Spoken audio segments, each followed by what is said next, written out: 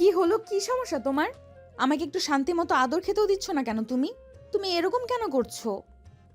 Please ma'am, আপনি আমাকে ছেড়ে দিন। দয়া করে আপনি আমার সাথে এরকম করবেন না। অফিসের যে কেউ চলে আসবে আর দেখলে খুব সমস্যা হবে আপনার। তো কিছু হবে না, আমার মান ইজ্জত যাবে। একদম কোনো কথা বলবে না। আমি যেটা করতে চাইছি আমাকে সেটা করতে দাও। তা না হলে কিন্তু তোমার সঙ্গে এমন কিছু হবে যেটা তুমি কল্পনাও করতে পারবে না। ম্যাডাম দেখুন, আপনারা অনেক বড় লোক আর আমি খুবই সাধারণ একজন মানুষ। আমার খুব ভয় করছে। প্লিজ ম্যাডাম, আপনি আমার সঙ্গে এরকমটা করবেন না। ছেড়ে দিন আমাকে। তাছাড়া অফিসের কেউ যদি এই ব্যাপারে জানতে পারে তাহলে আমার চাকরিটা চলে যাবে, আর চাকরিটা চলে গেলে আমাকে খুব সমস্যায় পড়তে হবে। আমার বাবা এই অফিসের এমডি। অফিসে কি হবে না হবে সেটা আমি বুঝে নেব। তোমাকে চিন্তা করার কথা বলিনি। তুমি শুধু আমাকে কথা দাও, একটা রাত তুমি আমাকে সময় দেবে। তোমাকে সারা জীবনের জন্য না পেলেও কিছুটা সময়ের জন্য হলেও আমি কাছে পেতে চাই। ম্যাডাম, আমি বুঝতে পারছি না আপনার মাথায় সমস্যা আছে নাকি অন্য কিছু। আপনি এই অফিসের এমডি সাহেবের একমাত্র আদরের রাজকন্যা, আর কোথায় আমি ওনার অফিসে চাকরি করা সামান্য একজন এমপ্লয়ি। আপনি প্লিজ আমাকে ছেড়ে দিন। আমি জানি কোথায় তুমি আর কোথায় আমি, তাই তো তোমাকে ভালোবাসি। বড়লোকের বিগড়ে যাওয়া ছেলে আমার পছন্দ নয়। আমি তোমার মতো গরিব সাধারণ একটা ছেলেকে নিজের লাইফে জড়াতে চাই, যে আমাকে অসম্ভব রকম ভালোবাসবে আর আমাকে খুব কেয়ার করবে। দেখুন ম্যাডাম, আপনার খামখেয়ালি পোনা পরিপূর্ণ করার জন্য পৃথিবীতে অনেক ছেলে মানুষ রয়েছে, কিন্তু আপনি আমাকে ছেড়ে দিন। আমি আপনার এই প্রস্তাব মেনে নিতে পারবো না, কারণ আমি আমার ফ্যামিলির একমাত্র উপার্জনক্ষম ব্যক্তি। আমি আমার নিজের জন্য ফ্যামিলিকে কোনো কষ্ট দিতে চাই না। আমি তো তোমার ফ্যামিলিকে কষ্ট দেওয়ার কথা কোনোদিন বলিনি, আর বলবোও না, কারণ আমি জানি একটা বাবা মায়ের কাছে তার সন্তান কেমন হয়। তাই আমি সে ব্যাপারে কখনো তোমাকে বলবো না। কিন্তু আমি তোমায় ভালোবাসি, তোমাকে কাছে পেতে চাই। এইভাবেই কথা কাটাকাটি করছিল নেহা আর নীল। তখনই হঠাৎ নেহার ফোনটা বেজে ওঠে। নেহা মোবাইলটা হাতে নিয়ে দেখে তার বাবা তাকে ফোন করেছে। তাই সে ফোনটা রিসিভ করে, হ্যালো, আসসালামু আলাইকুম আব্বু, কি হয়েছে? ওয়ালাইকুম আসসালাম মামুনি, আমি শুনলাম তুমি নাকি অফিসে এসেছো। একবার আমার কেবিনে এসো, আমি তোমার সঙ্গে কিছু কথা বলতে চাই। আচ্ছা ঠিক আছে আব্বু, কোনো সমস্যা নেই। আমি কিছুক্ষণের মধ্যেই তোমার সঙ্গে দেখা করছি। আসলে একটা দরকার পড়েছিল তাই এসেছিলাম। এই বলে নেহা ফোনটা কেটে দিল আর নীলকে ছেড়ে দিয়ে বলল, আমি আজকেই আব্বুর সঙ্গে তোমার ব্যাপারে কথা বলবো, আর যত দ্রুত সম্ভব তোমাকে আমি আমার করে নেওয়ার চেষ্টা করব। না ম্যাডাম, আপনি সেটা করবেন না, আর আমি নিজেও আপনার এই প্রস্তাবে রাজি নই। আমি তোমার কোনো কথা শুনতে চাই না। আমার একটাই কথা, সেটা আমি তোমাকে বলে দিয়েছি। আর কোনো কথা আমি শুনবো না, আর এটাই আমার প্রমিস। দেখুন ম্যাডাম, আমি আপনাকে তখনও বলেছি আর এখনও বলছি, আপনার খামখেয়ালিপনার জন্য আপনি একটা ছেলের জীবন এভাবে নষ্ট করে দিতে পারেন না। প্রথমত, আপনি এই অফিসের এমডি স্যারের একমাত্র আদরের রাজকন্যা, আর দ্বিতীয়ত আপনি আমার চাইতে বয়সে বড়। শোনো, তোমাকে আমি আগেও বলেছি আর এখনো বলছি, বয়স কখনো প্রেম ভালোবাসায় ম্যাটার করে না। এখানে সব কিছুই মন মানসিকতার উপর ডিপেন্ড করে। আমি কাকে ভালোবাসলাম, আমি কার কাছে ভালো থাকবো, কে আমাকে কতটা ভালো রাখতে পারবে, সেই বিষয়েই কনফার্ম হওয়া উচিত। ম্যাডাম, আপনি যাই কিছু বলুন না কেন, আপনার আমার মধ্যে আকাশ পাতাল ফারাক। কারণ আপনি আমার চাইতে বয়সে 2 বছরের বড়। তার চাইতে বড় কথা হলো, আমি পড়াশোনা প্লাস চাকরি দুটোই করছি। কারণ এই মুহূর্তে আমার নিজের পড়াশোনা চালানোর সামর্থ্য আমার ফ্যামিলির নেই। আর দ্বিতীয়ত, আমার ফ্যামিলির আর্থিক অবস্থা খুবই খারাপ। আমার বাবা খুব অসুস্থ, তাই বাবার চিকিৎসা খরচ থেকে শুরু করে সব কিছুই আমাকে বহন করতে হচ্ছে। আমি তোমার সঙ্গে এ ব্যাপারে পরে কথা বলবো। এখন আমি আগে আব্বুর সঙ্গে কথা বলে আসি, আর আব্বুর কাছে আজ আমি তোমার ব্যাপারেই কথা বলবো। অতঃপর নীলকে আর কোনো কথা বলার সুযোগ না দিয়ে নেহা সেখান থেকে বের হয়ে সোজা তার বাবার কেবিনে চলে গেল আর তার বাবার সঙ্গে কথা বলতে থাকলো। হ্যাঁ আব্বু বলো, তুমি আমাকে কি জন্য ডেকেছো? আমি তোমাকে অফিসে জয়েন করতে বললাম, কিন্তু তুমি সেটা করলে না। কিন্তু ইদানিং আমি খবর পাচ্ছি তুমি নাকি প্রায় দিনই অফিসে আসছো, কিন্তু আমার সঙ্গে দেখাও করছো না। তাহলে কেন অফিসে আসছো জানতে পারি? হ্যাঁ, তুমি আমার বাবা, তাই অবশ্যই জানতে পারো। দেখো, আমি আসলে একজনকে ভালোবাসি, আর তার সঙ্গে দেখা করতে আমি প্রতিদিন তোমার অফিসে আসি, নয়তো অফিসে আসার কোনো প্রয়োজন আমার ছিল না। এইসব তুমি কি বলছো? আমি তো কিছুই বুঝতে পারছি না। তুমি একজনকে ভালোবাসো, সেটাও আবার আমার অফিসের। তাহলে এতদিন তুমি আমাকে এ ব্যাপারে কিছু বলনি কেন? বলার প্রয়োজনটা সময় কোনোটাই হয়ে ওঠেনি, তাই তোমাকে বলা হয়নি। যাই হোক, আমি তোমার অফিসের একজন এমপ্লয়িকে ভালোবাসি, যাকে তুমি ফ্যাশন ডিজাইনার হিসেবে রেখেছো। মানে তুমি কি আমাদের নতুন ফ্যাশন ডিজাইনার নীল এর কথা বলছো নাকি, যে স্টুডেন্ট অবস্থায় আমাদের এখানে জব করছে? হ্যাঁ, তুমি একদম ঠিক কথাই বলেছো, আমি তার কথাই বলছি। তাকে আমার ভার্সিটি লাইফ থেকেই পছন্দ, কিন্তু ভার্সিটি পড়াশোনা শেষ হওয়া আর চলে আসার পর তার সঙ্গে আমার তেমন দেখা সাক্ষাৎ হতো না। কিন্তু আমি কিছুদিন আগে খবর পেলাম সে আমাদের অফিসে চাকরি নিয়েছে, তাই আমি এখানে তার সঙ্গে দেখা করতে আসি আর তাকে ইমপ্রেস করার চেষ্টা করি। দেখো মামুনি, তোমাকে আমি বেশি কিছু বলবো না, কারণ তুমি প্রাপ্তবয়স্ক। তাই ছোট্ট করে বলি, শোনো, আবেগ দিয়ে জীবন চলে না। জীবন চালাতে হলে আবেগের সঙ্গে সঙ্গে বিবেকেরও প্রয়োজন হয়। হ্যাঁ, সেই সব কিছু আমি খুব ভালো করেই জানি, আর সেই সব কিছু জানি বলে আমি আমার লাইফের সিদ্ধান্তটা নেওয়ার চেষ্টা করছি। প্লিজ তোমরা এ ব্যাপারে আমাকে বাধা দিও না। তবে আব্বু, একটা কথা বলে দেই, ভালো থাকার চাইতে ভালোবাসার মানুষটার কাছে থাকা অনেক ভালো।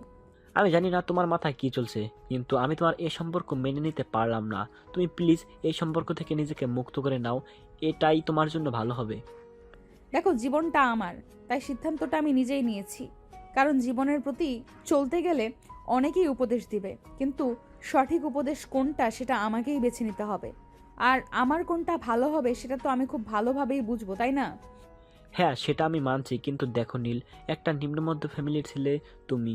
প্রতি সপ্তাহে যে টাকা খরচ করো সেই টাকা সে প্রতি 1 মাসে ইনকাম করে। তুমি কি করে ভাবছো তুমি ওর সঙ্গে ভালো থাকবে? আব্বু, এটা অফিস, তাই আমি এখানে তোমার সঙ্গে এ ব্যাপারে কোনো কথা বলতে চাই না। আমি তোমার সঙ্গে বাসায় এ ব্যাপারে কথা বলবো। আর হ্যাঁ, তোমাকে আমি একটা কথা পরিষ্কার জানিয়ে দিয়েছি, আমার জীবনে বিয়ে বা এরকম সম্পর্ক যদি কোনো দিন হয়, তাহলে সেটা নীলের সঙ্গেই হবে, বিকজ আই লাভ হিম। এই কথা বলে নেহা সেখান থেকে সোজা বের হয়ে বাসায় চলে আসলো।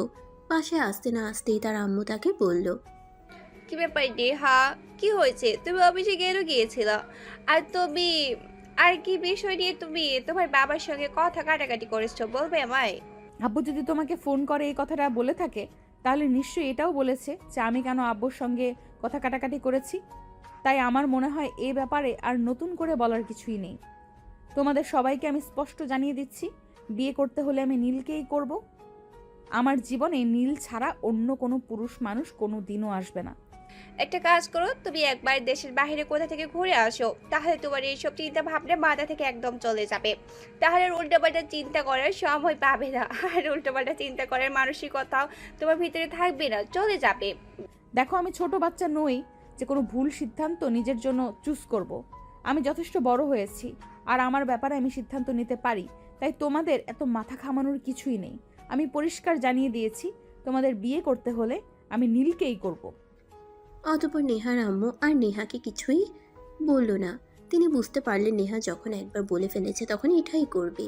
তাই তিনি মনে মনে চিন্তা করলেন নেহার আব্বু বাড়িতে আসলে ওর আব্বুকে বুঝিয়ে বলে দেখবেন কিছু করা যায় কিনা। রাতের বেলা যখন নেহার আব্বু বাড়িতে আসলো, খাওয়া দাওয়া শেষ হলে বেডরুমে গিয়ে বসলেন।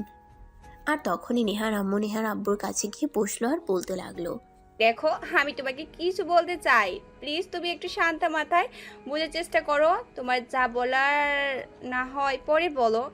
কিছু বলতে চাইলে তাড়াতাড়ি বলো, আমার শরীর খারাপ লাগছে, আমাকে বিশ্রাম নিতে হবে। তুমি সকালবেলা আমাকে যে বিষয়টি নিয়ে বলেছিলে, আমি সেই বিষয়ে তোমার সঙ্গে কথা বলতে চাই। তুমি তো জানোই আমার মেয়েটা ছোটবেলা থেকেই এক কথার মানুষ, তার যখন যেটা মনে হয় সেটাই করে। আর আজকে যখন বাসায় আসলো তখন আমি তাকে এই ব্যাপারে বলেছিলাম যে আমাকে পরিষ্কার জানিয়ে দিয়েছে, আর তার জীবনে যদি কোনো ছেলে মানুষ আসে তাহলে সে নীলকেই বিয়ে করবে, তাছাড়া অন্য কোনো ছেলেকে সে বিয়ে করবে না। দেখো নেহা, ছোট হলেও তুমি কিন্তু ছোট না, তাই তোমাকে বলছি জীবনটা ছেলে খেলা নয়। যেভাবে মন চাইলো সেভাবে কাটিয়ে দিলাম। জীবনটা অনেক বড়, আর জীবনটা চালাতে হলে আবেগ নয় বিবেক দিয়ে চালাতে হয়। সেই সঙ্গে টাকা পয়সা, অর্থকড়ি, অনেক কিছুর প্রয়োজন হয়। তাই তুমি তোমার মেয়েকে বুঝিয়ে বলো এসব চিন্তাভাবনা মাথা থেকে জেরে ফেলে দিতে, তা না হলে এগুলোর নিজের জন্যই অমঙ্গলজনক হবে। আমি বুঝতে পারছি না আমার কোন দিকে যাওয়া উচিত। এদিকে নিজের স্বামী, অন্যদিকে নিজের একমাত্র মেয়ে। দুজনের মধ্য থেকে কাকে সাপোর্ট করব? যাই হোক, তারপরেও আমি তোমাকে বলছি, প্লিজ তুমি নিজের মেয়ের সঙ্গে এরকম করো না। তুমি প্লিজ কোনো কথা না বলে চুপচাপ এখান থেকে চলে যাও। আমি তোমার কাছ থেকে কোনো অ্যাডভাইস নিতে চাই না। আমার যখন যেটা মন চাইবে তখন আমি সেটাই করব। আর নেহাকে তুমি জানিয়ে দিও আমি তার বিয়ের জন্য সম্বন্ধ দেখছি। আমার যে ছেলেকে পছন্দ হবে আমি তার সঙ্গে নেহাকে বিয়ে দেবো। তুমি যদি এই সিদ্ধান্ত নিয়ে থাকো তাহলে আমিও তোমাকে বলছি, তুমি তো আমার মেয়েকে চেনো, সে যদি কিছু বলে তখন সে সেটাই করেছে, কিন্তু অন্য কারো কথা শুনে না। তাই আমি তোমাকে বলছি, এরকম সিদ্ধান্ত নেওয়ার আগে একবার মেয়ের সঙ্গে কথা বলে আলোচনা করে নিও। শোনো, অন্য কোনো ফ্যামিলিতে এসব চললেও আমাদের ফ্যামিলিতে যে এইসব চলে না সেটা তুমি খুব ভালো করেই জানো। কারণ আমি তোমার সঙ্গে 26টা বছর ধরে সংসার করছি। এর মধ্যে কোনোদিনও কি এমন হয়েছে যে তোমার কাছ থেকে অনুমতি নিয়ে আমি কিছু করেছি? তাহলে তুমি এটা ভাবলে কি করে আমি আমাদের মেয়ের কাছ থেকে অনুমতি নিব?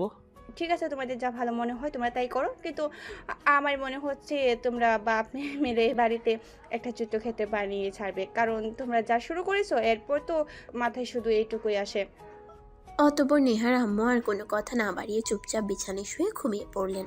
পরের দিন দুপুরবেলা যখন নেহা দুপুরের খাবার খেতে গেল, তখন তিনি নেহার পাশে বসলেন আর নেহার মাথায় হাত বুলাতে বুলাতে বললেন, নেহা, তুই আমার একমাত্র কলিজা, ছেড়ে ধন, তোকে আমি কিছু বলতে চাই, প্লিজ মা, তুই আমার কথাটা রাখবি, বল। বলো না কি বলবে। দেখ, তোর আর এই নীলের এই সম্পর্ক তোর আব্বু কোনোদিনও মেনে নেবে না, তাই আমি বলি তুই নীলকে ভুলে যা। আর সবচাইতে বড় কথা হলো, নীল তোর চাইতে বয়সে ছোট, এগুলো মানুষ ভালো চোখে দেখে না, তাই আমি তোর মা হিসেবে বলছি এই সম্পর্ক থেকে নিজেকে গুটিয়ে নিয়ে। তোমার কি মাথা খারাপ হয়েছে নাকি? আমি সেটাই বুঝতে পারছি না। তুমি আমার মা, তুমি খুব ভালো করেই জানো আমি যখন কোনো সিদ্ধান্ত নেই তখন সেখান থেকে আমাকে কেউ পিছু হটাতে পারে না। আর এখন কিনা আমি একজনকে ভালোবেসেছি, সেখান থেকে কেউ আমাকে পিছু হটাবে? এটা জাস্ট ইম্পসিবল। তোমরা যদি আমার পাশে নাও থাকো তাও আমার নীলকেই লাগবে, অন্য কাউকে নয়। প্লিজ লক্ষ্মী মেয়ে, আমার একটু বোঝার চেষ্টা কর, তোর আব্বু এই সম্পর্ক কোনোদিনও মেনে নিবি না। তাই কে অযথাই নিজেকে কষ্ট দিবি কি? কারণ আমি তাকে ভালোবাসি। আমার ভালোবাসার মানুষকে পাওয়ার জন্য প্রয়োজন হলে আমি তোমাদের কেউ ছেড়ে চলে যাব। নেহার আম্মু তখন কি করবে কিছুই বুঝতে পারছেন না। একদিকে তার মেয়ে, অন্যদিকে স্বামী, দুজনেই সমান জেদি। কেউ কারোর জেদের কাছে কখনোই হার মানতে চায় না। তাহলে এখন কি হবে? চলুন ভিউয়ার্স, কথা না বাড়িয়ে দেখা যাক কি হয়। পরের দিন সকালবেলা ঘুম থেকে উঠে নেহা তার আব্বুকে বাসায় দেখতে পেল না, তাই সে বাসা থেকে বের হয়ে সোজা অফিসে চলে গেল। তার বাবার সঙ্গে কথা বলার জন্য অফিসের কেবিনের সামনে দাঁড়িয়ে। May I come in? হ্যাঁ, ভেতরে এসো। হঠাৎ তুমি কি মনে করে আমার অফিসে কোনো দরকার পড়লো নাকি? হ্যাঁ, তোমার সঙ্গে দরকার পড়লো তাই তো তোমার সঙ্গে দেখা করতে আসলাম। আমি তোমাকে কিছু বলতে চাই। হ্যাঁ বলো না, তুমি আমাকে কি বলতে চাও?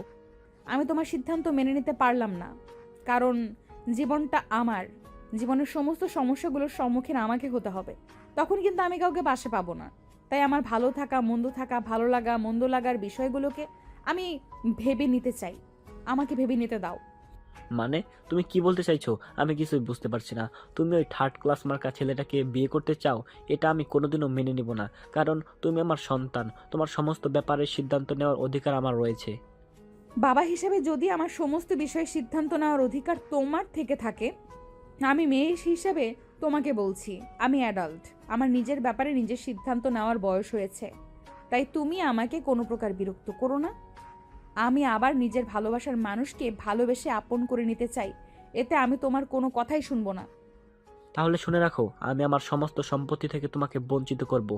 আমি আমার সমস্ত সম্পদ যে কোনো অনাথ আশ্রম বা কোনো স্বেচ্ছাসেবী ফাউন্ডেশনের নামে লিখে দেবো। তখন কিন্তু তুমি আমাকে কোনো বাধা দিতে পারবে না। শোনো, তোমার সম্পদের উপর কোনো লোভ আমার নেই, কারণ ভালোবাসার মানুষের সঙ্গে মানুষের কাজ কমাতে হবে। বসবাস করতে পারে, একবেলা না খেয়েও থাকতে পারে। তাই আমি তোমার এইসব কথা কোনোভাবেই নিজের সিদ্ধান্ত থেকে পিছপা হব না। আমি কিন্তু শেষবারের মতো বলছি, আমি কিন্তু তোমাকে ত্যায্য পুত্র করব। তখন কিন্তু আমার কোনো কিছুর উপর তোমার কোনো অধিকার থাকবে না। তুমি আরো একবার ভেবে নাও। আমি বললাম তো, আমার ভাবা চিন্তা শেষ। আমি আর কোনো কিছু চিন্তা ভাবনা করতে চাই না। আমি যেটা সিদ্ধান্ত নেওয়ার আমি নিয়ে নিয়েছি। এখন তুমি কি করবে সেটা একান্তই তোমার ব্যাপার। আমি তোমাকে এই ব্যাপারে কিছুই বলবো না। তবে আমি নীলকে ভালোবাসি, আর নীলকেই বিয়ে করব। এই ব্যাপারে যদি কেউ আমাকে বাধা প্রদান করে তাহলে আমি তার কোনো বাধা মানব না। এরপর নেহা তার আব্বুকে আর কোনো কথা বলার সুযোগ না দিয়ে তার আব্বুর কেবিন থেকে বের হয়ে সোজা বাসায় চলে গেল। বাসায় যেতেই তার আম্মু তাকে বলল, ব্যাপার নেই। হ্যাঁ, তোমার আব্বু ফোন করেছিল, তুমি নাকি অফিসে গিয়েছিলে। তুমি কি বলছো তোমার আব্বুকে? আব্বু যখন তোমাকে ফোন করেছে তাহলে নিশ্চয়ই সবকিছু বলেছে, তাহলে তুমি তারপরও আমাকে কেন জিজ্ঞেস করছো? আমি তো জানি তুমি সবকিছুই জানো, আমাকে প্রশ্ন করার তো কোনো প্রয়োজন নেই।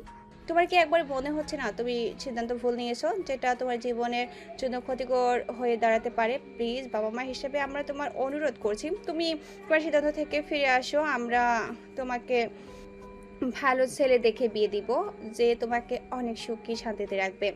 যেখানে ভালোবাসা থাকবে না সেখানে সুখ শান্তি আসবে কি করে? আমি আমার মনের মাঝে একজনকে রেখে অন্যজনের সঙ্গে সংসার করতে পারবো না, এটা আমার দ্বারা সম্ভব হবে না কোনোদিনও। তাই আমি সিদ্ধান্ত নিয়েছি বাড়ি ছেড়ে চলে যাব আর নীলকেই বিয়ে করব। এই কথা বলতে বলতেই নেহা তার নিজের রুমে চলে আসলো আর সঙ্গে সঙ্গেই নীলকে ফোন দেয়। নীল আজ অফিসে আসেনি, তার শরীরটা খারাপ, তাই সে বাসাতেই ছিল। নীল বিছানায় শুয়েছিল, তখনই ফোনের রিংটোনের আওয়াজ শুনতে পায়। তখন সে মোবাইলটা হাতে নিয়ে দেখে নেহা তাকে ফোন করেছে। সে ফোনটা রিসিভ করতে চাইল না, কিন্তু পরপর ফোন বেজেই চলছিল, তাই সে বাধ্য হয়ে ফোনটা রিসিভ করলো। আসসালামু আলাইকুম। কি ব্যাপার ম্যাডাম, আপনি আমাকে কেন ফোন করেছেন? ওয়ালাইকুম আসসালাম। তুমি আজ অফিসে আসোনি কেন? তোমার সঙ্গে আমার জরুরি দরকার আছে, তুমি আজ বিকেলেই আমার সঙ্গে একবার দেখা করবে। সরি ম্যাডাম, আজ আমি আপনার সঙ্গে দেখা করতে পারবো না, কারণ আমার শরীরটা ভালো নেই। আমি অন্য কোনো দিন আপনার সঙ্গে দেখা করি। তাছাড়া আমার সঙ্গে আপনার কি এমন দরকার পড়লো যে আজকেই আপনার সঙ্গে দেখা করতে হবে? জরুরি কিছু হলে ফোনে বলতে পারেন। না, সেরকম কিছু নয়, ফোনে বললে হবে না, তোমার সঙ্গে সরাসরি দেখা করতে চাই। আর সরাসরি দেখা করে সব কিছু তোমাকে বলতে চাই। তুমি কি আগামীকাল অফিসে আসছো? তাহলে আমি তোমার সঙ্গে আগামীকাল অফিসেই দেখা করব। নয়তো তুমি তোমার বাসার ঠিকানা দাও, আমি তোমার সঙ্গে তোমার বাসায় এসে দেখা করব। না ম্যাডাম, বাসার ঠিকানা দেওয়ার কোনো প্রয়োজন নেই। আমি আগামীকাল অফিসে আসছি, আর অফিসেই আপনার সঙ্গে দেখা করব। আচ্ছা ঠিক আছে, তুমি সময় মতো চলে এসো, আমি আগামীকাল সকালেই তোমার জন্য অফিসে ওয়েট করব। আচ্ছা ম্যাডাম, ঠিক আছে, কোনো সমস্যা নেই। আমি তো প্রতিদিন সময় মতোই অফিসে চলে যাই। এখন তাহলে রাখি, আমার ভালো লাগছে না। এই কথা বলে নীল ফোনটা কেটে দিল আর বিছানায় চুপচাপ শুয়ে রইল।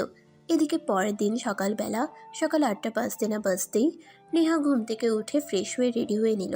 সে নিচে যাচ্ছিল, এমন সময় তার মা তাকে বলল, কি ব্যাপার নেহা, তুমি তো কোনোদিনও এই সকালবেলা ঘুম থেকে উঠোই না, তাহলে আজ হঠাৎ এত সকালে ঘুম থেকে উঠলে কিছু হয়েছে নাকি? না, সেরকম কিছুই হয়নি। আসলে আজ নীলের সঙ্গে একটু কথা বলতে যাব, তাই সকাল সকাল ঘুম থেকে উঠলাম। আমরা খুব দ্রুতই বিয়ে করতে চলেছি, এটা আব্বুকে বলে দিও। আমি বুঝতে পারছি না তোমার বাবার মধ্যে কেমন দণ্ড চলছে। প্লিজ তোমরা এইসব কিছু বন্ধ করো, আমি তোমাদের এইসব কিছু আর সহ্য করতে পারছি না। প্লিজ আমাকে এইসব কিছু থেকে রেহাই দাও। আমি তো তোমাদেরকে কোনো কিছুই বলিনি, আর কিছু করিও নি, তাহলে এইসব কথা আমাকে কেন শোনাচ্ছ? তোমাদের যা ইচ্ছা হয় তোমরা তাই করো। আমার লাইফের কোন ডিসিশনটা কী নিতে হবে সেটা আমাকে চিন্তা করতে দাও। আমি আমার ভালোবাসার মানুষটাকেই বিয়ে করব। তারপরও আমি তোমার মা হিসাবে শেষবারের মতো অনুরোধ করে বলছি, আরও একবার চিন্তা করে দেখো, নিজের জীবনে কোনো ভুল সিদ্ধান্ত নিও না যেটা তোমার জন্য ক্ষতিকারক হবে। নেহা তখন তার আম্মুকে আর কোনো উত্তর না দিয়ে চুপচাপ বাসা থেকে বের হয়ে অফিসের উদ্দেশ্যে রওনা দিল। রাস্তার মাঝখানে হঠাৎ গাড়িটা নষ্ট হয়ে গেল। তখনই নেহার মেজাজ বিগড়ে গেল। সে ড্রাইভারকে বলতে লাগলো, সমস্যা কি তোমার? সকালবেলা গাড়িটাও একটু চেক করতে পারো না? গ্যারেজ থেকে বের করার আগে একবার চেক করে নিলেই তো এই সমস্যাটা হতো না। এখন আমি অফিসে পৌঁছাবো কি করে? আমার তো লেট হয়ে যাবে, নীল আমার জন্য ওয়েট করছে। সমস্যা নেই ম্যাডাম, আপনি 5 মিনিট বসুন, আমি দেখছি কি করা যায়। চিন্তা নেই, আমি সময় মতো আপনাকে পৌঁছে দেব। এখন ফালতু কথা বলে টাইম ওয়েস্ট না করে কি করা যায় সেটাই দেখো। আমার হাতে সময় একদম কম, আমাকে যত দ্রুত সম্ভব অফিসে পৌঁছাতে হবে আর নীলের সঙ্গে কথা বলতে হবে। Mind it. হ্যাঁ ম্যাডাম, আমি দেখছি কি করা যায়। অতঃপর ড্রাইভার কিছুক্ষণের মধ্যেই গাড়ি ঠিক করে নেহাকে পৌঁছে দিল অফিসে। নেহা অফিসে এসে সোজা নীলের কেবিনে চলে গেল। সে নীলের কেবিনে পৌঁছে দেখতে পেল কিছু কাজ করছে। তখনই এসে দরজায় নক করলো। নীল মাথা তুলে তাকিয়ে তাকে দেখে ভিতরে আসতে বলল আর বলল, হ্যাঁ ম্যাডাম, এবার বলুন আপনি আমাকে কি বলতে চেয়েছিলেন? কি এমন জরুরি কথা যেটার জন্য আপনাকে এত সকালবেলা অফিসে ছুটে আসতে হলো?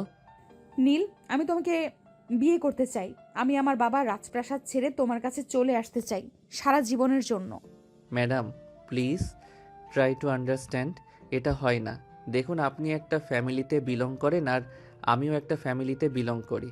আপনি আমার চাইতে বয়সে বড়, সেটাই সবচাইতে বড় কথা। সমাজ এটা মেনে নিবে না। সমাজ আমাদের হাজারটা কথা শোনাবে, সেটাও বড় কথা নয়। আমার ফ্যামিলি আমার চাইতে বয়সে একটা বড় মেয়েকে কখনোই আমার সঙ্গে মেনে নেবে না। তাছাড়া আপনার বাবা তো কখনোই না।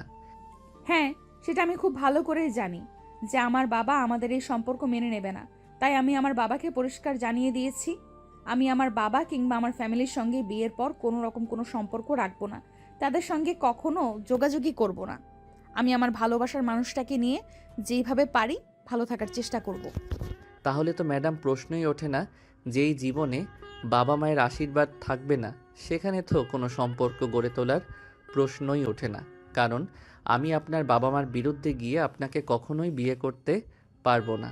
তোমার কাছে কি ভালোবাসার কোনো মূল্য নেই? আমি তোমাকে ভালোবাসি, সেটা তুমি কেন বুঝতে পারছো না? তোমাকে ছাড়া অন্য কাউকে বিয়ে করা আমার পক্ষে কখনোই সম্ভব না। তাই তো আমি আমার বাবাকে পরিষ্কার জানিয়ে দিয়েছি, বিয়ে করতে হলে আমি তোমাকেই করব, অন্য কাউকে না। না হলে জীবনে একা থেকে যাব। I am sorry to say madam, আপনার বাবা মায়ের মনে কষ্ট দিয়ে আমি আপনাকে কোনোদিনই বিয়ে করতে পারবো না। তাই বলছি, প্লিজ আপনি আমাকে আপনার মনের মনি কোঠা থেকে সরিয়ে দেন। কারণ যে এই সম্পর্ক কোনোদিনও পরিপূর্ণতা পাবে না, সেই সম্পর্কে নিজেকে জড়িয়ে রেখে অযথাই কষ্ট দেওয়ার কোনো কারণ নেই। তার মানে তুমি আমাকে এটা পরিষ্কার করে বলে দিচ্ছ যে তুমি আমাকে কোনোদিনই বিয়ে করবে না, তোমার ভালোবাসাকে স্বীকৃতি দেবে না? না ম্যাডাম, এটা আমার পক্ষে কোনোভাবেই সম্ভব নয়। কারণ আপনার বাবা তো কোনো দিনই মেনে নেবে না, আমার বাবা মাও কোনো দিনও মেনে নেবে কি না তারও কোনো গ্যারান্টি নেই। I am so sorry. Neha কি করবে কিছুই বুঝতে পারছিল না। যেই ভালোবাসার মানুষটাকে পাওয়ার জন্য সে তার বাপের সঙ্গে এত কিছু করলো, আর সেই মানুষটাই কি না তাকে দূরে সরিয়ে দিচ্ছে। এই সব কিছু ভাবতে পারছে না, তার মাথা খারাপ লাগছে। তাই সে নীলকে বলে, ঠিক আছে, সমস্যা নেই।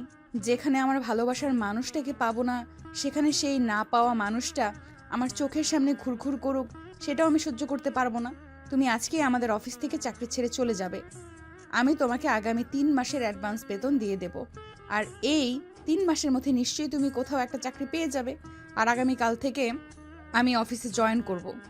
ম্যাডাম প্লিজ, আপনি আমার সঙ্গে এরকমটা করবেন না, এভাবে বদলা নেবেন না। দেখুন, যেটা হওয়ার নয় সেটা আমরা কোনো দিনই সম্ভব করতে পারবো না। কিন্তু চাকরিটা চলে গেলে আমাকে অনেকটা বেকায়দায় পড়ে যেতে হবে। Please madam, try to understand. আমি কোনো কিছুই বুঝতে চাই না, যেটা বলার তোমাকে বলে দিয়েছি। এই নাও, এখানে পুরো 90,000 টাকা আছে, তোমার 3 মাসের স্যালারি। আজ, এখন এবং এই মুহূর্তে তুমি আমাদের অফিস থেকে বের হয়ে যাবে। আমি আগামীকাল থেকেই অফিসের নতুন এমডি হিসেবে জয়েন করছি। নেহার এই কথা শুনে নীল কি করবে কিছুই বুঝতে পারছে না। একদিকে তো নেহাকে তার বিয়ে করা কোনোভাবেই সম্ভব নয়, কারণ নেহা তার চাইতে বয়সে বড়। তাই তার পরিবার মেনে নিবে কি নেবে না সে ব্যাপারে যথেষ্ট সন্দেহ রয়েছে। আর এদিকে নেহার বাবা কোনোভাবেই নেহাকে নীলের হাতে তুলে দেবে না। তাই নীল চুপচাপ বসে থেকে চিন্তা করতে থাকে কি করবে। তখনই হঠাৎই নেহা চিৎকার দিয়ে বলে ওঠে, কি ব্যাপার, কি হলো? আমি তোমাকে কি বলেছি তুমি কি শুনতে পাওনি? তুমি এক্ষুনি আমার চোখের সামনে থেকে বিদায় হও। আর এই অফিসে কোনোদিনও তোমার ছায়া আমি দেখতে চাই না। ঠিক আছে ম্যাডাম, কোনো সমস্যা নেই। আমাকে এভাবে বিপদে ফেলবেন সেটা আমি কোনোদিনও ভাবতে পারিনি। পড়াশোনা আর চাকরি দুটোই একসঙ্গে করছিলাম, আর তখনই আমার জীবনে এরকম একটা ঝড় আসতে হলো। যাই হোক, সমস্যা নেই, আল্লাহ সহায়। এত কথা কেন বলছো তুমি? আমি তো সেটাই বুঝতে পারছি না। চুপচাপ এখনই এই অফিস থেকে বের হয়ে চলে যাও। আমি তোমাকে নেক্সট টাইম আর 1 সেকেন্ডের জন্য এই অফিসে দেখতে চাই না। এই কথা বলে নেহা নীলের কেবিন থেকে বের হয়ে সোজা বাসায় চলে গেল। এদিকে নীল কিছুক্ষণ পর তার বসের কেবিনে গেল। আসসালামু আলাইকুম বস, আমি আপনাকে কিছু বলতে চাই। ওয়ালাইকুম আসসালাম। হ্যাঁ বলো না, তুমি আমাকে কি বলতে চাও? দেখুন, আমি আপনাদের অফিসে চাকরি নিয়েছিলাম চাকরিটা করবার জন্যই, কিন্তু চাকরিটা আমার আর করা হয়ে উঠলো না। আমি আগামীকাল থেকে অফিসে আসবো না। কিন্তু কেন হঠাৎ তুমি এরকম সিদ্ধান্ত নিলে? কেন অফিসে না আসার কারণটা কি আমি জানতে পারি? কারণ তুমি অফিসে যখন তাকে নিয়েছিলে তখন তুমি আমাকে বলেছিলে তুমি একটা সরকারি চাকরি পাওয়ার আগ পর্যন্ত এখানে চাকরি করবে, কারণ এই মুহূর্তে টাকা পয়সার তোমার খুবই প্রয়োজন। কিন্তু হঠাৎ এমন কি হলো যে তুমি চাকরিটা ছেড়ে দিচ্ছ কোনো কথাবার্তা ছাড়াই? দেখুন স্যার, আশা করি আপনাকে সব কিছু খুলে বলার প্রয়োজন নেই। আপনি কিছুটা হলেও আন্দাজ করতে পারছেন। তারপর আমি বলছি, নেহা ম্যাডাম চায় না আমি এই অফিসে চাকরি করি। তাছাড়া এরকম সিদ্ধান্ত নেওয়ার পিছনে যে কি কারণ রয়েছে সেটাও আপনি জানেন। আর উনি আমাকে 3 মাসের স্যালারি অ্যাডভান্স করে দিয়েছেন, তাই আমি আর আগামীকাল থেকে অফিসে আসবো না। নেহা ম্যাডাম চান না আমি এই অফিসে চাকরি করি, তাই আমি চলে যাচ্ছি। আমি তোমাকে কিছুই বলবো না, কারণ আমার মনে হয় তুমি যে সিদ্ধান্তটা নিয়েছো সেটা একদমই উত্তম সিদ্ধান্ত। কারণ শোনো, কোথায় তুমি আর কোথায় আমার মেয়ে? তুমি যে টাকা 1 মাসের স্যালারি পাও সেই টাকা দিয়ে আমার মেয়ের 1 সপ্তাহের খরচও চলে না। তাই তাকে বিয়ে করা বা ভালোবাসার প্রলোভ বন্ধ দেখানো থেকে বিরত থাকাই ভালো। কারণ কারণ আমার মেয়েটাকে ছোটবেলা থেকে আমি আমার সর্বস্ব দিয়ে বড় করেছি। আমি চাই আমার মেয়ে আমার পছন্দ মতো কাউকে বিয়ে করুক, আর তুমি হয় তোমার লেভেলের কাউকে বিয়ে করে নিও। বিয়ে শাদী জীবনে আদৌ করবো কি না সে ব্যাপারেও যথেষ্ট সন্দেহ রয়েছে। কারণ বিয়ে আর প্রেম প্রেম এসব নিয়ে কোনো আগ্রহ আমার কোনো দিন ছিল না। ভবিষ্যতে হবে কি না সেটাও জানি না। যাই হোক, এত কথা তো আপনাকে বলে লাভ নেই। আমি আসছি। জীবনে যদি কখনো প্রয়োজন মনে হয় আমার লাইফে কোনো মেয়ে মানুষের প্রয়োজন আছে, তাহলে তো বিয়েটা করব, না হলে তো চিরকাল একাই কাটিয়ে দেব। আসসালামু আলাইকুম। এই কথা বলে নীল সেখান থেকে বের হয়ে চলে গেল। এদিকে নেহা বাসে এসে তার আম্মুকে বলে, আম্মু, তোমাদের চিন্তা করার কোনো কারণ নেই। কারণ যেই মানুষটাকে আমি ভালোবেসে বিয়ে করতে চেয়েছিলাম সেই মানুষটাই আমাকে চাইলো না। তাই আমি সিদ্ধান্ত নিয়েছি আমি আর এই ব্যাপারে কোনো কথা বলবো না। আর আমার জীবনে কোনো দিন বিয়ে করব না। কারণ আমার ভালোবাসার মানুষটাকে যেখানে পেলাম না সেখানে বিয়ে করে কী লাভ? ভালো তো জীবনে একজনকেই বাসা যায়। তাহলে কেন অযথাই আরেকটা মানুষের সঙ্গে নিজের জীবনটাকে জড়াবো? জীবনটা আবেগ দিয়ে চলে না রে মা। জীবনের পথে চলতে হলে কাউকে না কাউকে প্রয়োজন হয়। সেটা জানি না, দেখ নিজের সঙ্গে তোর কী হয়েছে সেটা আমি জানি না। তবে আমি মা হিসেবে তোকে সাজেস্ট করব কয়েকটা দিন সময় নিয়ে দেখবে, এমনিতেই সব ঠিক হয়ে যাবে, সব কিছু ভুলে যাবি। আর জীবনে কেউ আসলে জীবনটা পরিপূর্ণ হয়ে যাবে। মুখে কোনো উত্তর না দিয়ে নিজের রুমে চলে যায়। অপরদিকে নীল বাড়িতে আসে আর তার মায়ের হাতে টাকাগুলো তুলে দেয়। তার মা এতগুলো টাকা দেখে তাকে বলে, কি ব্যাপার নীল, কি হলো? এতগুলো টাকা তুই কোথায় পেলি? আম্মু, অফিস থেকে আমাকে বের করে দেওয়া হয়েছে 3 মাসের স্যালারি দিয়ে। আমাকে এখন অন্যত্র চাকরি খুঁজতে হবে। এসব তুই কি বলছিস বাবা? এই তো কয়েক মাস হলো তুই এই কোম্পানিতে চাকরি নিয়েছিস, ভালোই বেতন পাস, নিজের পড়াশোনা আর সংসার খরচ সবটাই চালাতে পারছিস, তাহলে এখন হঠাৎ করে কি হলো বল আমাকে শুনি। আম্মু, সেরকম কোনো ব্যাপার নয়। আর যেটা হয়েছে সেটা তোমার সঙ্গে শেয়ার করার মতো নয়। যাই হোক, চিন্তা করো না। এই 3 মাসের মধ্যে নিশ্চয়ই একটা চাকরি পেয়ে যাব। আর একটা চাকরি পেয়ে গেলে তো আর আমাদের কোনো চিন্তা থাকবে না। তাছাড়া এখানে তো পুরো 3 মাসের স্যালারি মানে 90,000 টাকা আছে। সেটা দিয়ে এই কয়দিন আমার পড়াশোনা, রিমির পড়াশোনা আর তোমার চিকিৎসার খরচ চালাতে পারবো। ঠিক আছে বাবা, তুই যেটা ভালো মনে করিস সেটাই কর। আমি জোর করে তোর উপর কোনো কিছু চাপিয়ে দিব না, আর চাপিয়ে দিতে চাইও না। আমি এখন দুপুরের খাবার খাইনি। আমার মন কেন জানি বলছিল আজ দুপুরের খাবার সময় হওয়ার আগেই তুই বাসায় চলে আসবি, আর সেটাই হলো। তাই বলছি তাড়াতাড়ি দুজনে একসাথে আজ দুপুরের খাবার খাবো। আচ্ছা ঠিক আছে, কোনো সমস্যা নেই, তুমি একটু ওয়েট করো। আমি এক্ষুনি হাত মুখ ধুয়ে ফ্রেশ হয়ে আসছি। এই কথা বলে নীল ওয়াশরুমে চলে গেল ফ্রেশ হয়ে আসার জন্য। কিছুক্ষণ পর সে আর তার মা দুপুরের খাবার খেয়ে নিল। বিকেল 3টা নাগাদ রিমি বাসায় আসলো। সচরাচর সে এই টাইমে তার ভাইয়াকে বাসায় দেখে না, তাই সে তার ভাইয়াকে বলে, কি রে, কি ব্যাপার ভাইয়া? তোর কি শরীর খারাপ নাকি? তোকে তো এই সময়ে বাসায় পাওয়াই যায় না, আজ বাসায় কেন? কই না তো, আমার শরীর খারাপ হতে যাবে কেন? এমনিতেই আজ ভালো লাগছে না, তাই অফিস থেকে চলে এসেছি। তোর পড়াশোনা কেমন চলছে সেটাই আগে বল। আজ বিকেলে কিন্তু আমি তোকে পড়তে বসাবো, তারপর দেখব কলেজে গিয়ে শুধু পড়াশোনা করিস নাকি অন্য কিছু করিস। আরে ভাইয়া, আমি বুঝি না সবসময় তোর মাথায় শুধু উল্টোপাল্টা চিন্তা কেন ঘুরে। আমি তো তোকে কলেজে পড়াশোনা করবার জন্য যাই, অন্য কিছু তো করতে যাই না। তাহলে তুই আমাকে এরকম ফালতু মার্কা কথাবার্তা কেন শোনাচ্ছিস বল? কারণ এই যুগের ছেলে মেয়েদের একটু বিশ্বাস করি না। এরা পড়াশোনার নামে কলেজে গিয়ে প্রেম করে বেড়ায়। দেখ ভাইয়া, কে কি করে না করে সেই সব তো আমি জানি না, আর জানতেও চাই না। এসব ব্যাপারে আমার কোনো আগ্রহ নেই। কিন্তু আমি না কলেজে শুধু পড়াশোনা করতেই চাই। প্রেম টেম ওইসব কোনোদিন আমাকে দিয়ে হবে বলে মনে টনে হয় না। শোন, প্রেম কিন্তু খারাপ নয়। প্রেম করে যদি তুই পালিয়ে বিয়েটা করে নিস তাহলে আমার কিছু পয়সা অন্তত বেঁচে যাবে। এই কথাটা বলেই নীল একটা শয়তানি মার্কা হাসি দিয়ে সেখান থেকে চলে যাচ্ছিল। তখনই রিমি পিছন থেকে তার স্কুল ব্যাগ দিয়ে তার ভাইয়াকে মারতে শুরু করে আর বলে, তুই আর জীবনেও ভালো হলি না, সব সময় শুধু ফাজলামো মার্কা কথাবার্তা বলতেই থাকি। তুই কেন এমন রে? ছোট বোনকে এসব কথা বলতে কি তোর একটুও লজ্জা করে না?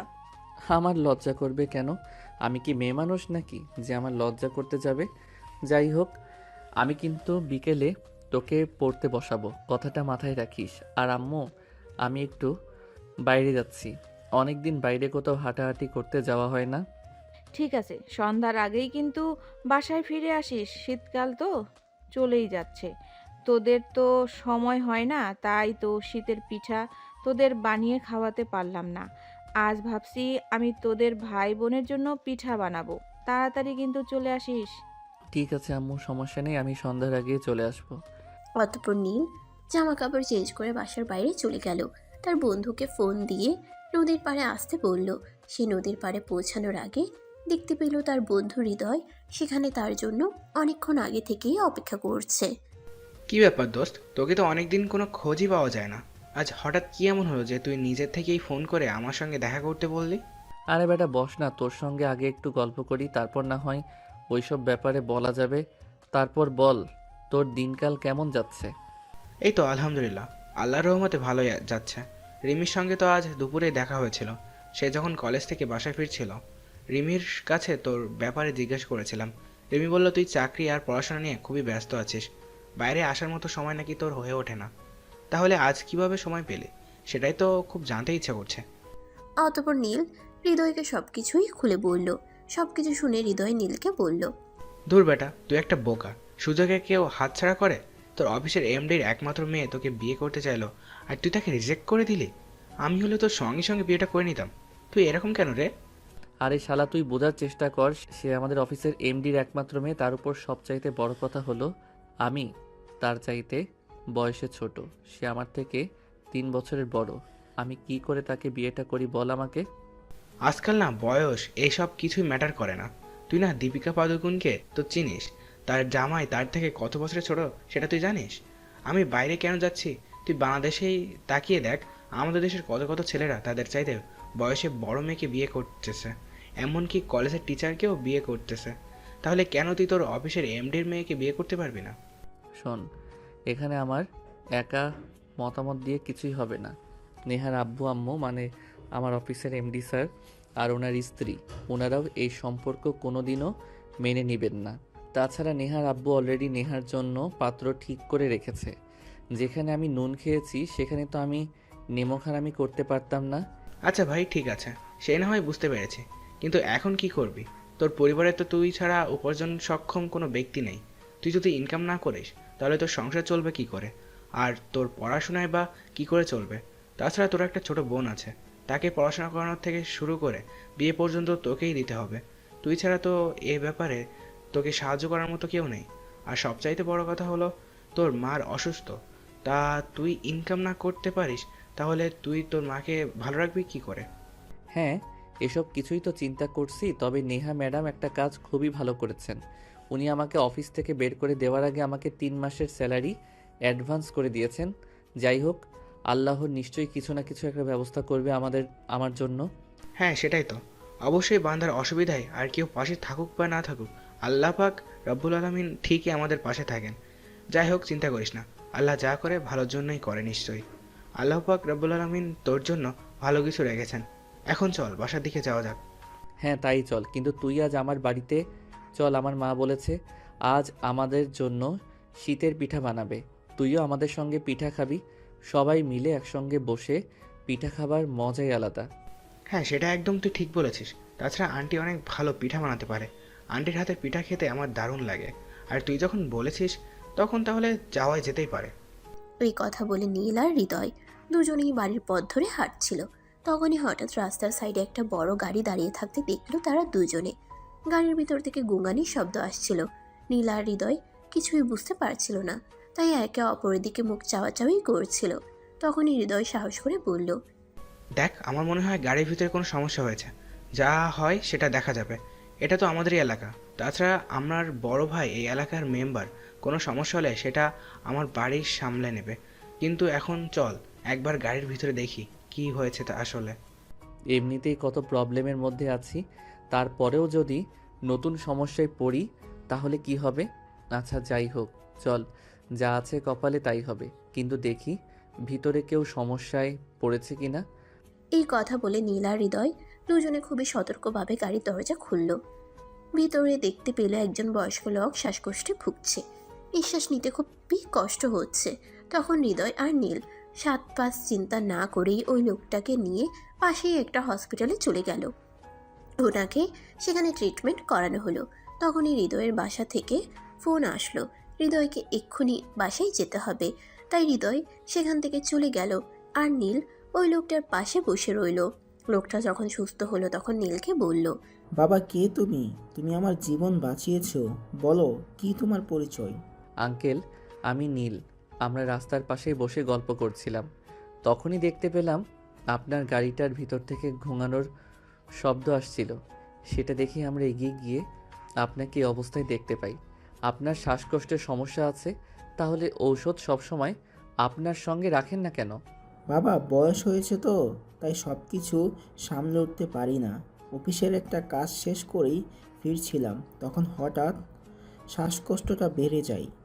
মনে মনে ভাবলাম গাড়িটা আর চালাতে পারবো না, তাই গাড়িটা সাইড করলাম। আল্লাহ অবশেষে রহমতে তুমি আমাকে হসপিটালে নিয়ে এসেছো, তা না হলে তো আজ মরেই যেতাম। কিন্তু আঙ্কেল, আপনি কেন গাড়ি চালাচ্ছিলেন? আপনার ড্রাইভার নেই? ড্রাইভার তো আছে, সে একটু জরুরি কাজে তার বাড়িতে গেছে। তাই ভাবছিলাম আমি আজ নিজে গাড়িটা চালিয়ে অফিস থেকে বাড়িতে চলে আসব, কিন্তু সে আর হলো না। মাঝ রাস্তায় আসতেই এরকম একটা পরিস্থিতিতে পড়তে হলো। যাই হোক বাবা, তোমাকে অনেক ধন্যবাদ। তুমি না থাকলে যে আমার আজ কি অবস্থা হতো সেটা হয়তো আল্লাহ ভালো জানে। আঙ্কেল, আল্লাহ যখন কোনো মানুষকে বিপদে ফেলান তখন তাকে উদ্ধার করার জন্য কাউকে না কাউকে তো নিশ্চয়ই পাঠান। যাই হোক আঙ্কেল, আপনার বাড়ির কারো নাম্বার দেওয়া যাবে? আমি ফোন করে ওনাদের জানিয়ে দিতাম, ওনারা আপনাকে বাসায় নিয়ে যেতেন। বাবা, বাসায় তুমি কাকে ফোন করবে? আমার স্ত্রীও অসুস্থ, সে তো আর আমাকে নিতে আসবে না। তুমি যদি একটু কষ্ট করে আমাকে বাসা পর্যন্ত পৌঁছে দিতে তাহলে খুবই ভালো হতো। আঙ্কেল, আপনার ছেলে মেয়ে নেই? ওদের কারো নাম্বার দিন, আমি ওদের ফোন করি। সন্তানের কথা মনে করে আর কষ্ট দিও না বাবা। আমার কোনো সন্তান নেই। আমি আর আমার স্ত্রী অনেক চেষ্টা করেছি সন্তান নেওয়ার জন্য, কিন্তু আল্লাহ পাক রাব্বুল আলামিন আমাদের দিকে মুখ তুলে তাকালেননি, যার ফলস্বরূপ আমরা এখনও সন্তানের মুখ দেখতে পারিনি। যাই হোক বাবা, আমি তোমার ফ্যামিলির বিষয়ে জিজ্ঞেস করছিলাম, তুমি তো কিছুই বললে না আমাকে। আঙ্কেল, আমার বাবা নেই। বাবা মারা গেছেন প্রায় 10 বছর মতো। এই কয়দিন আমার মা আমাদের সংসার সামলাতেন, কিন্তু ইদানিং আমার মাও অসুস্থ হয়ে পড়েছেন।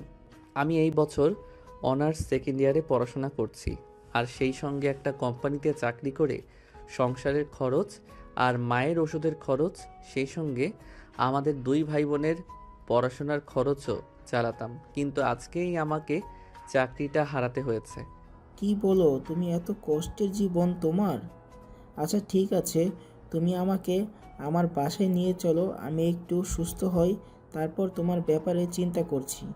নীল তখন আশরাফ সাহেবকে নিয়ে ওনার বাসায় চলে গেল আর ওনাকে বাসায় পৌঁছে দিয়ে ওনার কাছ থেকে বিদায় নিয়ে বাসায় চলে আসলো। আর আসার সময় ওনার স্ত্রীর কাছ থেকে ওনাদের বাসার টেলিফোন নাম্বারটা নিয়ে আসলো খোঁজখবর নেওয়ার জন্য। এদিকে নীল বাসায় আস্তে আস্তে রাত প্রায় 11টার মতো বেজে গেল। নীলের মা আর তার বোন দুজনেই বারান্দায় বসে তার জন্য অপেক্ষা করছিল। নীল বাড়িতে প্রবেশ করতে না করতেই তার বোন চেঁচিয়ে বলতে লাগলো, এই ভাইয়া, তুই কি জীবনেও মানুষ হবি না? আম্মু তো তোকে বলেছিল সকাল সকাল বাসায় চলে আসার জন্য, কিন্তু তারপরেও তুই এত দেরি করে বাসায় আসলি কেন? কি সমস্যা তোর? তুই বল আমাকে। নীল তখন তার মা আর বোনকে সবকিছু খুলে বলল। সবকিছু শুনে দুজনে একদম চুপসে গেল। তারপর তার আম্মু তাকে বলল, আচ্ছা বাবা, ঠিক আছে, কোনো সমস্যা নেই, আমি তোর সঙ্গে একমত, তাই আমি তোকে কিছুই বলবো না। এখন কথা না বাড়িয়ে ফ্রেশ হয়ে আয়, খাবার দাবার করে তারপর ঘুমিয়ে পড়। আচ্ছা ঠিক আছে, আমি এক্ষুনি আসছি। এই বলে নীল নিজের রুমে চলে যায় আর ফ্রেশ হয়ে এসে খাওয়া দাওয়া করে ঘুমিয়ে পড়ে। পরের দিন সকাল আনুমানিক 10টার দিকে সে ঘুম থেকে উঠে। আজ যেহেতু অফিস ছিল না, তাই সে একটু দেরি করেই ঘুম থেকে উঠে। ঘুম থেকে উঠতেই গতকালকে সে লোকটার কথা মনে পড়ল, তাই সে ওই বাড়ির টেলিফোন নাম্বারে ফোন করলো। ওই ভদ্রলোকের স্ত্রী সেই ফোনটা রিসিভ করলো আর নীল ওনার কাছে ভদ্রলোকের অবস্থা জানতে চাইলেন। কথা বলার প্রসঙ্গে ওই ভদ্র মহিলা তাকে বলল ওই ভদ্রলোক তার সঙ্গে দেখা করতে চেয়েছে। নীল তাদের বাড়িতে গেল ওই ভদ্রলোকের সঙ্গে দেখা করার জন্য। দেখো বাবা, আমার কোনো সন্তান নেই, তাই আমি তোমাকে নিজের সন্তান মনে করে কিছু কথা বলতে চাই, যদি তুমি কিছু মনে না করো তো। আরে আঙ্কেল, আপনি এভাবে কেন বলছেন? আমার বাবা বেঁচে নেই। আপনি তো আমার বাবার মতোই। আপনি আমাকে নিজের সন্তান মনে করে যা বলবার বলতে পারেন, আমি কিছুই মনে করব না। তোমার কথাবার্তা, আচরণ, ব্যবহার আর চলচলন দেখে তোমাকে আমার খুবই ভালো লেগেছে। আমি আমার স্ত্রীর সঙ্গেও তোমার ব্যাপারে কথা বলেছি, উনি তো তোমার কথা শুনে খুবই খুশি হয়েছেন। তাই আমি নির্দ্বিধায় একটা কথা বলতে চাই। আঙ্কেল, আপনি আমতা আমতা কেন করছেন? আপনাকে তো বললাম আপনি কি বলবেন বলে ফেলুন, আমি কিছুই মনে করব না। এমনকি আপনি যদি আমাকে কোনো কাজ করতে বলেন, সেটা করতে যদি আমার খুব বেশি কষ্টও হয়, তারপর আমি সেটা করার চেষ্টা করব। হাজার হোক আপনি আমার বাবার বয়সী একজন বলে কথা, আর আমার বাবাও বেঁচে নেই, তাই আপনি আমাকে কিছু করতে বললে আমি অবশ্যই সেটা করব। আমি তোমাকে আমার নিজের সন্তানের পরিচয় দিতে চাই। আমার কোনো সন্তান নেই, আমার এই সুবিশাল সম্পত্তি, আমার কোনো ভাই বোনও নেই যারা এই সম্পত্তির অংশীদার বা ভাগিদার হবে। তাই আমি চাই তুমি আমার ফ্যামিলির, মানে তোমার মা আর বোনকে নিয়ে আমার সঙ্গে আমার এই বাড়িতে থাকো, আর আমি আমার সমস্ত সম্পত্তি তোমার নামে লিখে দিতে চাই। আরে আঙ্কেল, এসব আপনি কি বলছেন? এরকমটা হয় না। আমি কোথাকার কোন ছেলে, আমাকে তো আপনি ভালো করে চেনেনও না। আর অচেনা একটা ছেলের জন্য এরকম সিদ্ধান্ত নেওয়াটা আমার মনে হয় ঠিক নয়। তোমাকে আমি যতটুকু জেনেছি আর যতটুকু জেনেছি এতটুকুই আমার জন্য যথেষ্ট। আমি আর কিছুই জানতেও চাই না। আমি শুধু তোমাকে এইটুকুই বলতে চাই যে আমি তোমাকে পরিচয় দিতে চাই, এর বেশি কিছু নয়। এটা হয় না আঙ্কেল। আপনি যদি এমনিতে বলেন আপনার দেখাশোনা আমাকে করতে হবে, তাহলে আমি সেটা করতে পারবো, কিন্তু কোনোভাবেই আপনার সম্পত্তির ভাগীদার হতে পারবো না। আপনি যদি বলেন আপনি মৃত্যুর আগ পর্যন্ত আপনার সমস্ত দায়িত্ব আমার, তাহলে আমি সেটা করব, কিন্তু আপনার সম্পত্তি নিজের করে নেওয়া এটা কোনোভাবেই আমার পক্ষে পসিবল নয়। আরে বাবা, তুমি এত চিন্তা কেন করছো? দেখো, আমরা তোমাকে নিজের সন্তানের মতোই মনে করছি। আমরা তোমাকে নিজের সন্তানের পরিচয় দিতে চাই। তুমি এইটুকু বয়সে এসে পড়াশোনা করছো, আবার নিজের বাবা নেই বলে ফ্যামিলির দায়িত্বও নিয়েছো। জানি না তোমাকে কতটা কষ্ট করতে হয়। আর এইদিকে আমাদের এত এত বিশাল সম্পত্তি, যার কোনো উত্তরাধিকার নেই, যেটা আমরা মরে যাওয়ার পর কোনো স্বেচ্ছাসেবী ফাউন্ডেশন বা সরকারের অধীনস্থ হয়ে যাবে। তারপরেও আন্টি, এরকমটা হয় না। বাবা, আমরা তোমার কাছ থেকে আর কোনো কথাই শুনতে চাই না। তুমি এক্ষুনি বাড়িতে যাবে আর তোমার আম্মুকে আমার সঙ্গে কথা বলাবে, আর তারপর তাদেরকে নিয়ে আগামীকালকেই আমার বাসায় চলে আসবে। আমরা আজকেই উকিলের সঙ্গে কথা বলে রাখবো, আর কাল তুমি আসার পরেই আমাদের সমস্ত জায়গার সম্পত্তি, ব্যাংক ব্যালেন্স যা আছে সব কিছু তোমার নামে করে দেব। হ্যাঁ বাবা, তুমি আজকে তোমার মায়ের সঙ্গে আমাকে কথা বলাবে, আর তারপর আগামীকাল সকালেই ওনাদের নিয়ে আমার বাসায় চলে আসবে। আর তারপর থেকে এসব কিছুই তোমার থাকবে। তুমি শুধু আমাদের এই দুই বুড়াবুড়ির দেখাশোনার দায়িত্বটা নিলেই হবে। অতঃপর নীল তাদের সঙ্গে আরও কিছুক্ষণ গল্পগুজব করে তাদের কাছ থেকে বিদায় নিয়ে বাসায় চলে আসলো। আর সে বাসায় এসে তার আম্মুকে সব কিছুই খুলে বলল। তার আম্মু প্রথমে কিছুতেই রাজি হচ্ছিল না। আচ্ছা ঠিক আছে, আপনারা যখন এত করে বলছেন তাহলে আমি আর আপত্তি কেন করব। এমনিতেও আমার ছেলে মেয়ে দুটো বাবার খুবই অভাব ফিল করে। চিন্তা নেই ভাবি, আমি আপনার ছেলে মেয়ে দুটোকেই কোনো দিনও বাবার অভাব বুঝতে দেব না। যতদিন বেঁচে আছি ততদিন আমি ওদেরকে সন্তানের স্নেহ দিয়েই বাঁচিয়ে রাখবো। আপনি রাজি হওয়ার জন্য অসংখ্য ধন্যবাদ আপনাকে। নিজের স্বামীর ভিটে বাড়ি ছেড়ে চলে যেতে অবশেষে যখন আশরাফ সাহেব আর ওনার স্ত্রী নীলের আম্মুর সঙ্গে কথা বলেন, ওনাদের কথাবার্তা শুনে নীলের আম্মু রাজি হলেন এই ব্যাপারে। অতঃপর পরদিন সকালবেলা নীল তাদের জিনিসপত্র গুছিয়ে আশরাফ সাহেবের বাড়িতে চলে যায়। সেখানে গিয়ে তারা খাওয়া দাওয়া করে গল্পগুজব করছিল। তখন সাহেব চলে আসলেন আর সমস্ত লেখাপড়ার কাজ শেষ করে আশরাফ সাহেব ওই কাগজে সাইন করলেন আর সেটা নীলের হাতে তুলে দিয়ে বললেন, এই নাও আমার সমস্ত সম্পত্তি, ব্যাংক ব্যালেন্স যা কিছু আছে সব কিছুর ডকুমেন্টস, আজ থেকে সব কিছুই তোমার। তুমি শুধু এই বুড়ো বুড়ির দুটোর দায়িত্ব নিও। শুধু এই বয়সে এসে সন্তানের অভাবটা পূরণ করে দিও, বাস এইটুকুই চাওয়া তোমার কাছে।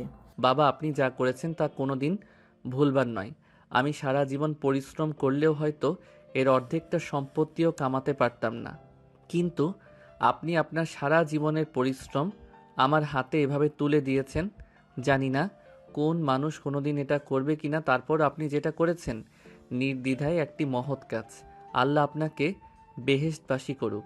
সারাটা জীবন শুধু সন্তান সন্তান করেই গেলাম। আল্লাহ পাক একবারও আমাদের এদিকে মুখ তুলে চাইলেন না, আমাদেরকে মা বাবা ডাকারও সুযোগটা দিলেন না। এখন যেহেতু তুমি আমাকে বাবা ডেকেছো, তাহলে আমি তোমার জন্য এইটুকু করতে পারবো না? আমি আমার সন্তানের কাছ থেকে বাবা ডাক শোনার জন্য সব কিছুই করতে পারি। আমি তো তোমাকে আমার সমস্ত সম্পত্তি লিখে দিয়েছি।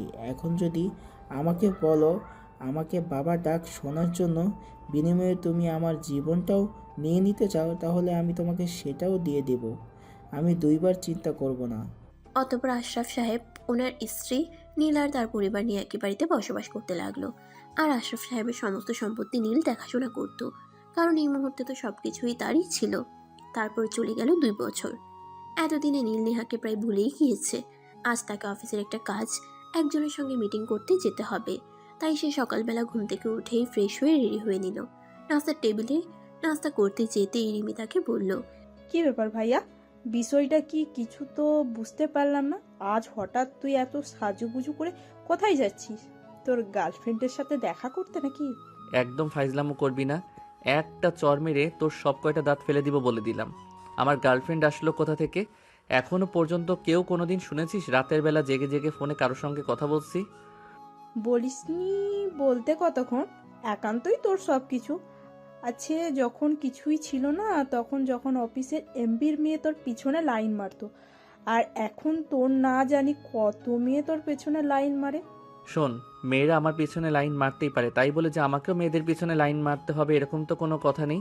আমি আমার মতো আছি, খুব ভালো আছি, আর আমি এভাবেই ভালো থাকতে চাই। আমি আমার নিজের জীবনের সঙ্গে কোনো ঝামেলাকে জড়াতে চাই না। মেয়ে মানুষকে আমি শুধুমাত্র একটা ঝামেলাই মনে করে থাকি। আমি খুব ভালো করেই জানি আগুনের কাছে গেলে মোমবাতিকে গলতেই হয়। তোর ক্ষেত্রেও যে অন্য রকম কিছু হবে না, সেটা আমাকে বোঝাতে আসিস না। ফাইজলামো করিস না তো। আজ একটা অফিসের কাজে ঢাকায় যাচ্ছি, ওখানে অন্য একটা কোম্পানির এমডির সঙ্গে আমার মিটিং রয়েছে। আম্মু কোথায়? আম্মুকে বল তাড়াতাড়ি আমাকে নাস্তা দিতে। নীল প্লিজ তুই 2 মিনিট ওয়েট কর। আমার ঘুম থেকে উঠতে একটু লেট হয়ে গিয়েছিল, তাই নাস্তা বানাতে পারিনি। 2 মিনিট ওয়েট কর, আমি এক্ষুনি নাস্তা বানিয়ে নিয়ে আসছি। আশরাফ সাহেব এই কথাগুলো শুনতে শুনতে সিঁড়ি বেয়ে নিচে নামছিলেন। আর নামতে নামতেই তিনি নীলের আম্মুকে উদ্দেশ্য করে বললেন, আপনাকে কত করে বলছি বাড়িতে রান্নাবান্না করার জন্য মানুষ আছে, ওনাদের দিয়ে রান্নাবান্না করান, কিন্তু আপনি সেটা না করে নিজেই রান্নাবান্না করেন। আপনি কেন এমন করেন বলেন তো? আমার ছেলে মেয়েরা ছোটবেলা থেকে আমার হাতের খাবার খেয়ে বড় হয়েছে। অন্যের হাতের খাবার ওদের মুখে রুচে না, তাই আমি আমার সন্তানদের জন্য একটু কষ্ট হলেও নিজের হাতেই খাবার তৈরি করি।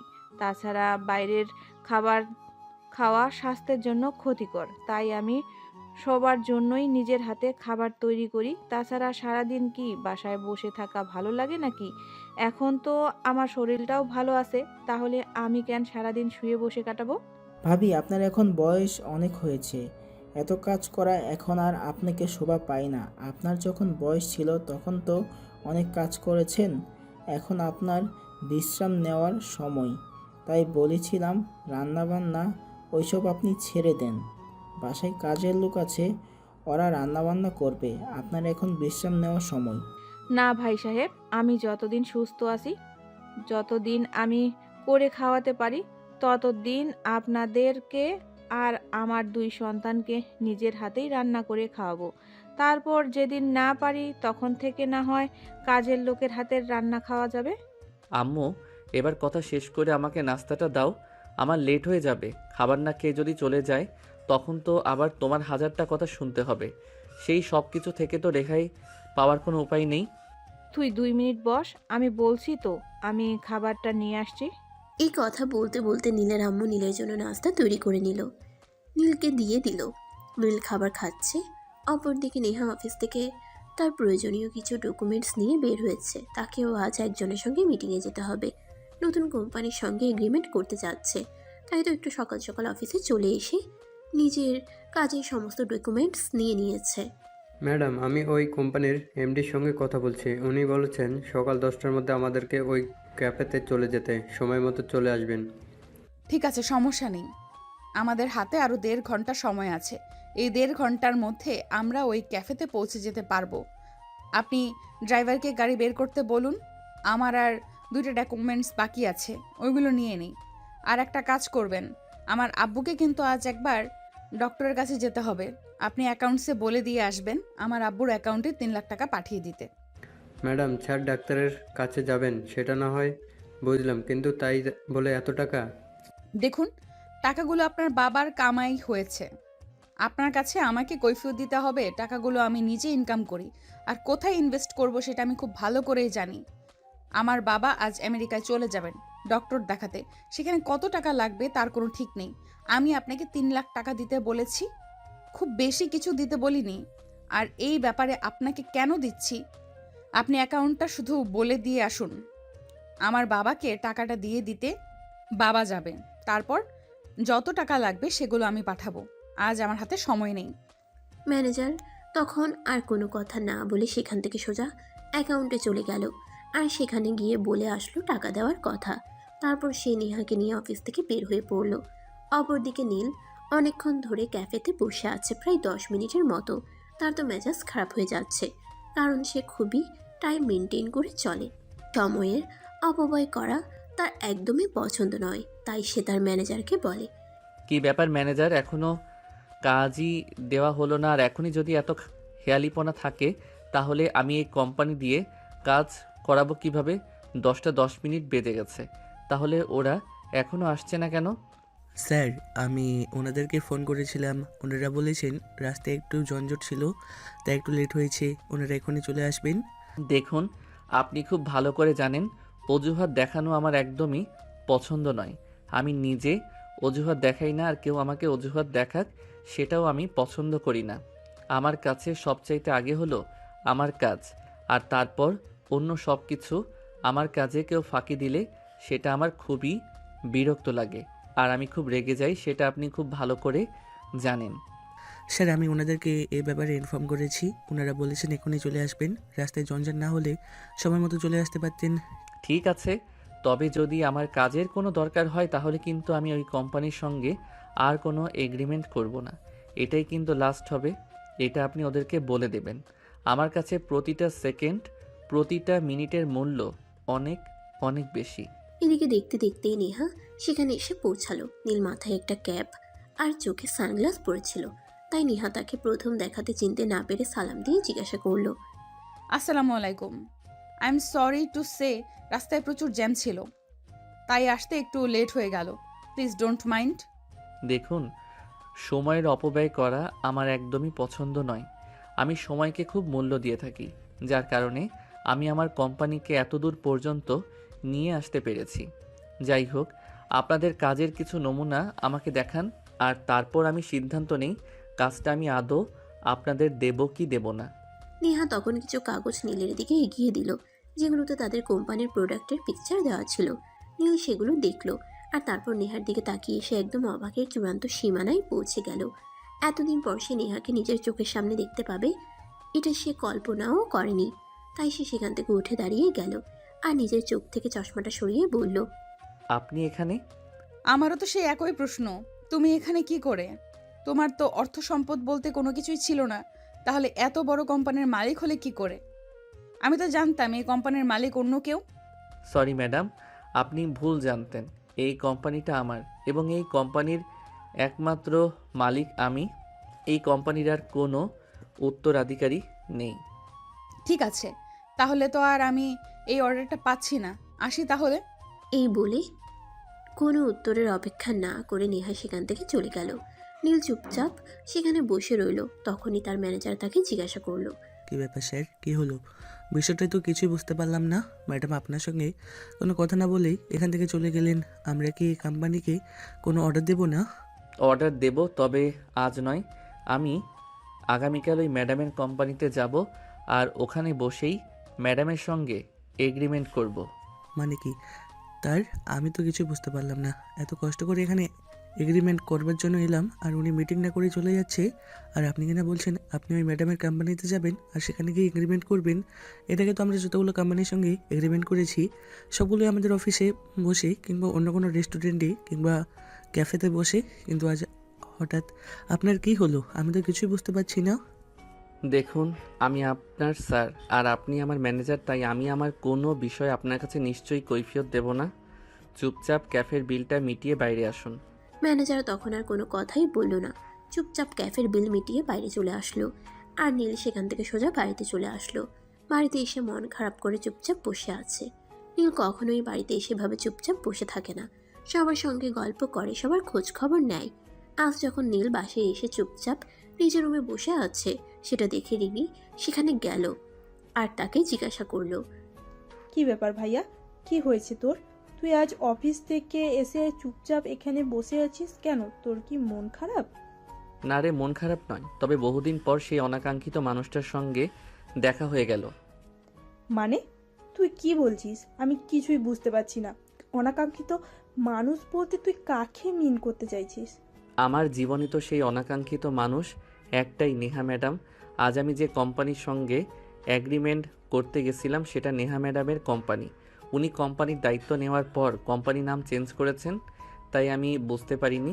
আর ওই কোম্পানির সঙ্গে এগ্রিমেন্ট করব বলে সিদ্ধান্ত নিয়েই কিন্তু যখন আমি ওখানে পৌঁছালাম আর সঙ্গে সঙ্গে দেখা গেল, তখনই আমি এই ব্যাপারে জানতে পারলাম। ভাইয়া, আমার মনে হয় তুই নেহাকে ভালোবাসিস আর তার জন্যই ভুলতে পারছিস না। তাই আমি বলি কি, নেহাকে তুই বিয়ে কর। শোনো, যে মানুষটা আমাকে ভালোবাসে বলেছিল তখন, যখন আমি তাকে মূল্য দেইনি, এখন কেন আমি তার জীবনে ফিরে যাব? আমার কোনো কিছু ছিল না বলেই তার বাবা আমাকে মেনে নিত না, আর তার কারণেই কিন্তু আমি সেদিন তাকে না করে দিয়েছিলাম। যদি তার বাবা আমাকে মেনে নিত তাহলে সমাজকে আমি কোনো তোয়াক্কা করতাম না। নেহাকে আমি সোজা বিয়ে করে আমার বাড়িতে নিয়ে আসতাম। আম্মুর উপর আমার সম্পূর্ণ ভরসা ছিল, আম্মু সবটা মেনে নিত। কথাগুলো আড়াল থেকে তার আম্মু শুনছিল। ওদের কথা বলা শেষ হলে তার আম্মুর রুমের ভিতরে আসলো আর নীলের মাথায় হাত রেখে বলল, বাবা, আজকেও আমি তোকে কোনো বাধা দেব না।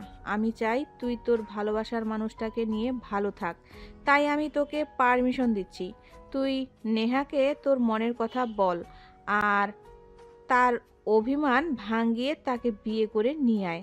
এখন তো আর কোনো অসুবিধা নেই, এখন তো তুই তাদের চাইতে অনেক বেশি টাকার মালিক, তাহলে তো আর নেহার বাপের কোনো অসুবিধা নেই। হ্যাঁ নীল, তোমার মা একদম ঠিক কথাই বলেছেন। যখন তোমার টাকা পয়সা ছিল না তখন তুমি নেহাকে ভালোবাসা সত্ত্বেও সব কিছুর জন্য ছেড়ে চলে এসেছিলে। আর এখন যেহেতু তোমার সব কিছুই আছে, তাই আমি চাইবো তোমার ভালোবাসার মানুষটাকে নিজের করে নাও। কারণ ভালোবাসা ছাড়া জীবন অপূর্ণ। সবটাই বুঝতে পারলাম, কিন্তু নেহা কি আজও আমার জন্য অপেক্ষা করছে? আমার তো সেটা মনে হয় না। কারণ একটা মেয়ে কোনো দিন একটা ছেলের জন্য এতদিন অপেক্ষা করবে না। সে নিশ্চয়ই বিয়ে শাদী করেছে, হাজবেন্ড, সন্তান সব কিছুই হয়তো আছে। সেটা তো তুই একদম ঠিক কথাই বলেছিস, কিন্তু সেটা জানার জন্য তোকে আগে নেহার সঙ্গে দেখা করতে হবে, আর তার সঙ্গে কথা বলতে হবে। তার সঙ্গে কথা বলে যদি তুই নিশ্চিন্ত হোস যে সে এখনো বিয়ে করেনি আর তোর জন্য অপেক্ষা করছে, তাহলে তুই তোর মনের কথাটা তাকে বলবি আর তাকে বিয়ে করে আমাদের বাড়িতে নিয়ে আসবি। হ্যাঁ বাবা, রিমি একদম ঠিক কথাই বলেছে। তুমি যাও, নেহার সঙ্গে আগে কথা বলো। সব কিছু যদি ঠিকঠাক থাকে তাহলে আমি নিজেই তোমার জন্য বিয়ের সম্বন্ধ নিয়ে যাব। ঠিক আছে বাবা, কোনো সমস্যা নেই। আপনি যখন বলেছেন তখন আমি নিশ্চয়ই যাব। কারণ কেন জানি না, আমার নিজের মন বলছে আমি নেহাকে ভালোবাসি। তাই নিজের একটা ছোট ভুলের জন্য ভালোবাসাকে হারাতে চাই না। পরদিন সকাল 10টার দিকে নীল বাসা থেকে বের হলো নেহার অফিসের উদ্দেশ্যে।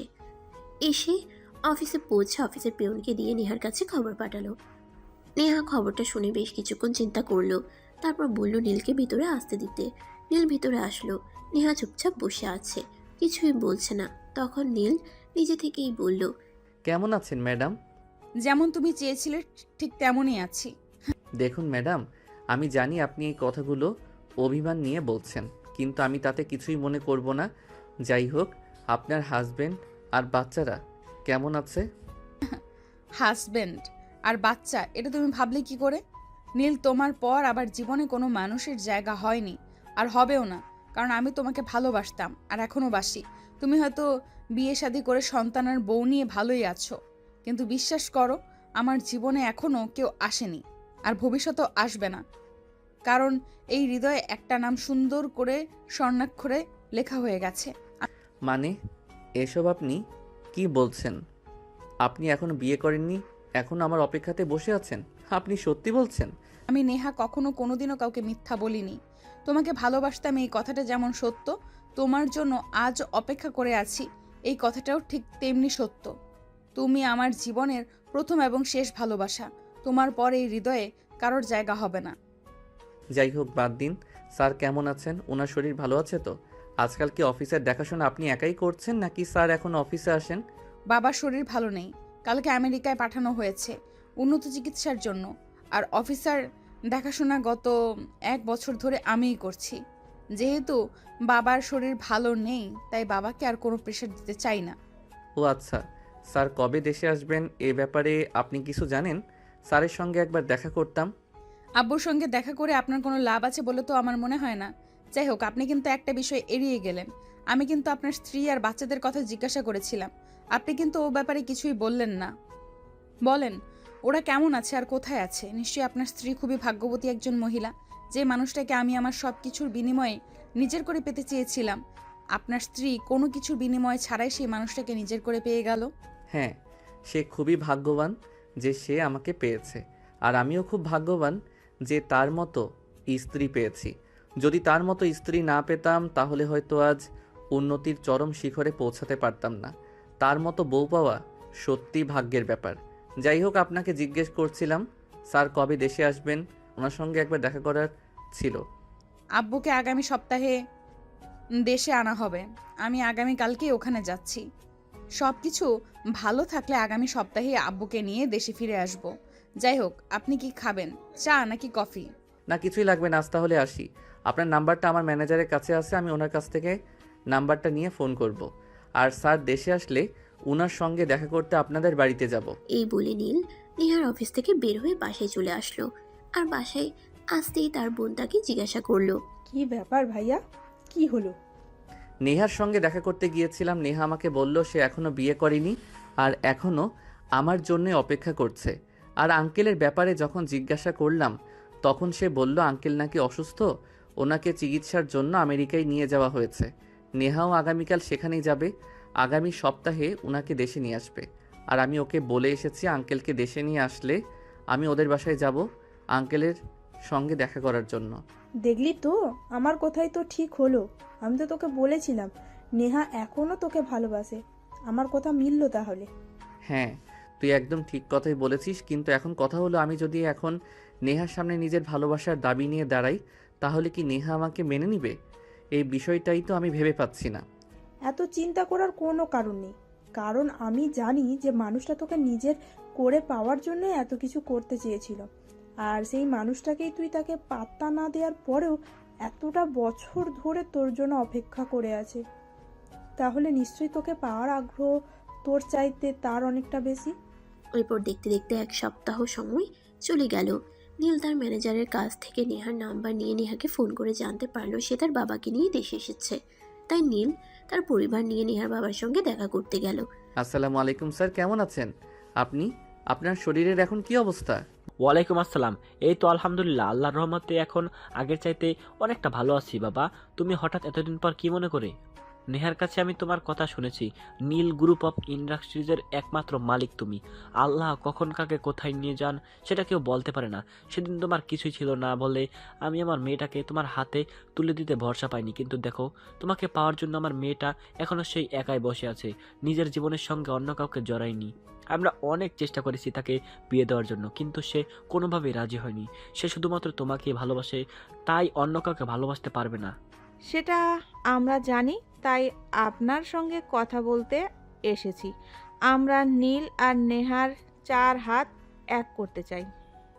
সেটা তো সম্ভব নয় আন্টি। আপনার ছেলের বউ বাচ্চা আছে, আমি কেন সতীনের সংসার করতে যাব? যে মানুষটাকে ভালোবেসে আমি আমার করে পেতে পারিনি, সেই মানুষটা অন্য একজনের হয়ে গেছে। এখন আমি তাকে তার কাছ থেকে কেড়ে আনবো, এটা আমার পক্ষে সম্ভব নয় আন্টি। তোমাকে কে বলছে নীল বিয়ে করেছে? সে তোমাকে মিথ্যা কথা বলেছিল। নীল এখনো বিয়ে করেনি। তুমি যেমন তাকে ভালোবাসো, সেও তেমন তোমাকে ভালোবাসে। আমরা কয়েকবার তাকে বিয়ের কথা বলেছি, সে বারবারই আমাদের বলে গেছে এখনো তার বিয়ের সময় হয়নি। কিন্তু সে যে এখনো মনে মনে তোমাকেই খুঁজে, সেটা কিন্তু আমাদের বলেনি। তার মানে নীল আমাকে মিথ্যা কথা বলেছিল? যাই হোক, তারপরও আমি আপনাদের ছেলের চাইতে বয়সে বড়। আমাদের এই সম্পর্ক সমাজ মেনে নেবে না। আমাকে বিয়ে করলে আপনার ছেলে সমাজে মুক্ত থাকতে পারবে না। তাই আমি চাই না আমার জন্য কারো সমাজে মানহানি হোক।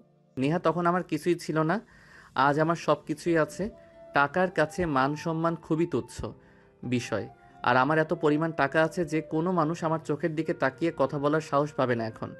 সেটা আমি খুব ভালো করেই জানি, কারণ তোমার যদি এত টাকা পয়সা না থাকতো তাহলে তুমি নীল গ্রুপ অফ ইন্ডাস্ট্রিজের একটা কোম্পানির মালিক হতে পারতে না। কিন্তু তারপরও আমার মনে হয় তোমার আমাকে বিয়ে করাটা ঠিক নয়। আমি তোমার বয়সে বড়। আমরা এখন তোমরা বিয়ে কবে করবে সেটাই শুনতে চাই। অনেক শুনেছি তোমাদের এসব ইয়ার্কি ফাজলানোর কথাবার্তা। এখন তোমরা বিয়েটা করে নাও, তারপর সিরিয়াল কিন্তু আমাকেও বিয়েটা করার সুযোগ তো দাও। ওরে ফাজিল, তোর যখন এতই বিয়ে করার ইচ্ছে তাহলে তুই বিয়ে করছিস না কেন? আমরা তো সেই কবে থেকেই বলছি তোকে বিয়ে দেওয়ার জন্য, কিন্তু তুই তো বলছিস এখন তোর পড়াশোনা করার সময়, তুই এখন বিয়ে করবি না। আরে ভাইয়া, নিজের বিয়ের কথা কি আর সরাসরি বলা যায় নাকি?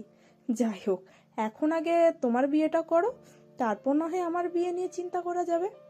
তাই নাকি নন্দিনী?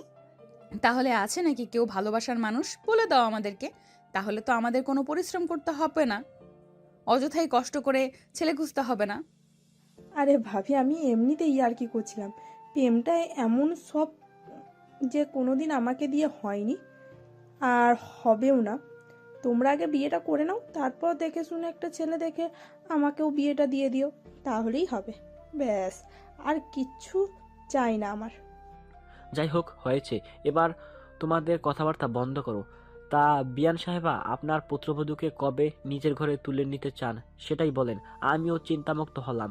এমনিতে আমার শরীরের অবস্থা খুব একটা ভালো নয়। মেয়েটাকে নিয়ে যত চিন্তা ছিল, এখন যেহেতু মেয়েটা নিজের ভালোবাসার মানুষকে নিজের করে পেতে চলেছে, তাহলে তো আমার আর চিন্তা করার কোনো কারণই থাকে না। হ্যাঁ, আপনি একদম ঠিক কথাই বলেছেন। আপনাকে কেন চিন্তা করতে হবে? নেহার জন্য তো আমরা রয়েইছি। আপনার যদি কোনো আপত্তি না থাকে তো আগামী শুক্রবারই আমরা এই শুভ কাজটা সেরে ফেলতে চাই। হ্যাঁ বিআই সাহেব, ভাবি একদম ঠিক কথাই বলেছেন। আমরা আগামী শুক্রবারেই নেহা মামুনিকে আমাদের বাড়িতে নিয়ে যেতে চাই। আচ্ছা ঠিক আছে, আপনারা যা বলবেন এ ব্যাপারে আমার কোনো অমত নেই। অতপর এই খুশির খবরে সবাই মিষ্টিমুখ করলো। আর কথাবার্তা শেষ হলে নীল তার পরিবার নিয়ে বাড়িতে চলে আসলো। এদিকে সেদিন রাতেই নেহা নীলকে ফোন করে আর বলে, যদি আমাকে ভালোই বাসো তাহলে সেদিন মেনে নাওনি কেন আমাকে? সেদিন তো আর আমি তোমার যোগ্য ছিলাম না, আমি তোমাদের অফিসের সামান্য একজন এমপ্লয়ি ছিলাম। তোমার বাবা যেমন আমাদের সম্পর্ক মেনে নিত না, তেমনি বাহিরের মানুষ যেন আমাদের সম্পর্ক মেনে নিত না। সবাই বলতো আমি টাকা পয়সার লোভে পড়ে তোমাকে বিয়ে করেছি, কিন্তু এখন তো তোমাদের চাইতে আলহামদুলিল্লাহ আমার অনেক বেশি টাকা পয়সা আর সম্পত্তি আছে। এখন তো আর কেউ আমাকে এটা বলতে পারবে না যে আমি টাকা পয়সার জন্য তোমাকে বিয়ে করেছি, তাই না? হ্যাঁ, সবই বুঝতে পেরেছি। জানো এই দিনগুলো আমার কতটা কষ্টে কেটেছে। আমি তো তোমাকে ভালোবাসতাম, প্রত্যেকটা সেকেন্ড প্রত্যেকটা মিনিট আমি তোমার জন্য অপেক্ষা করতাম কখন একবার তোমার সঙ্গে দেখা হবে। জানো তুমি আমাদের অফিস থেকে চলে যাওয়ার পর তোমাকে আমি কত খুঁজেছি, কিন্তু কোথাও খুঁজে পাইনি। অফিস থেকে তোমার ঠিকানা নিয়ে আমি তোমার বাড়িতে পর্যন্ত গিয়েছিলাম, কিন্তু সেখানে গিয়ে জানতে পারলাম তোমরা সেখান থেকে চলে গিয়েছো। আমি একদম ভেঙে পড়েছিলাম, কিন্তু তারপর ভাবছিলাম পৃথিবীটা গোল, আজ না হোক কাল তোমার সঙ্গে আমার দেখা হবে।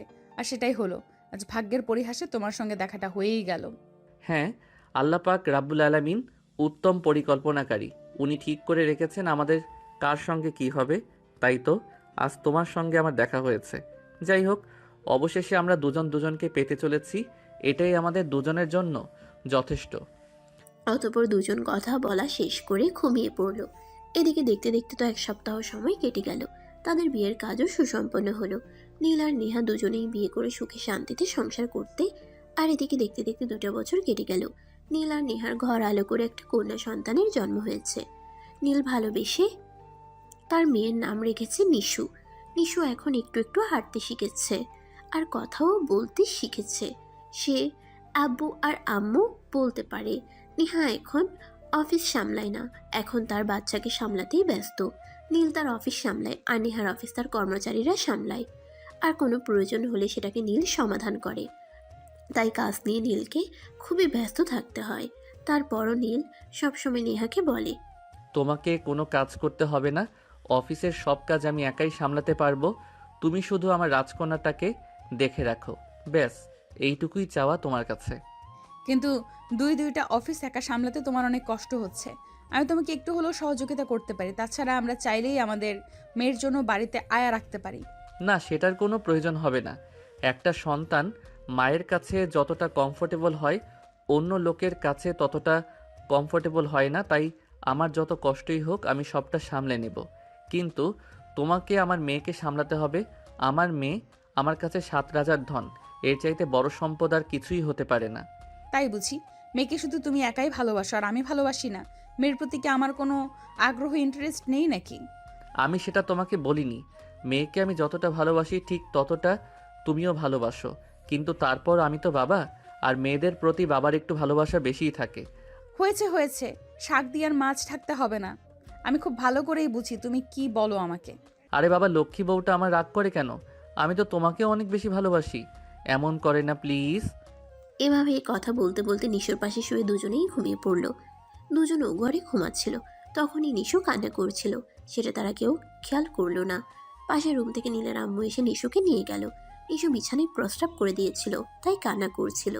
নীলের আম্মু নিশুকে নিজের কাছে নিয়ে ঘুম পাড়িয়ে দিল। মাঝরাত্রে যখন হঠাৎই নিহার ঘুম ভাঙে, সে নিশুকে খুঁজতে থাকে। বিছানায় খুঁজে না পেয়ে সে তো চিৎকার দিয়ে ওঠে, এই নীল, তাড়াতাড়ি ঘুম থেকে ওঠো। নিশু তো এখানেই ঘুমিয়েছিল। নিশু কোথায় গেল? হ্যাঁ তাই তো, নিশু তো এখানেই ঘুমিয়েছিল। নিশু কোথায় গেল? দাঁড়াও আমি দেখছি। আম্মু, ওই আম্মু, তুমি কি মিশুকে তোমার কাছে নিয়েছো? হ্যাঁ নিশু আমার কাছে ঘুমাচ্ছে, তোরা ঘুমিয়ে পড়।